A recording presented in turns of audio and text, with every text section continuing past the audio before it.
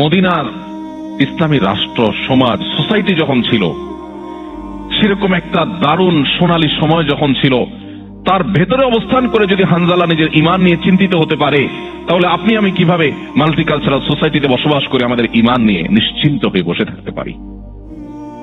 ভাইরা, ঈমানকে সেভ করার জন্য, ঈমান নিয়ে আপনার ব্যাকুলতা, আপনার বিচলিত হওয়া, ঈমান নিয়ে আপনার পেরেশানি, ঈমান নিয়ে আপনার ভাবনা, এটাই আপনাকে সেভ করার জন্য সবচেয়ে বড় সহযোগিতা করবে ইনশাআল্লাহ। এজন্য আমাদেরকে ঈমান নবায়ন করতে হবে। এখানে আমরা এসেছি ঈমান নবায়নের জন্য। আমরা ঈমানের কথা বলবো, ঈমানের কথা শুনবো, ঈমানের আলোচনা করব, ঈমানের পর্যালোচনা করব। এই বিষয়গুলো আমাদেরকে ঈমান নবায়ন করতে সাহায্য করবে ইনশাআল্লাহ।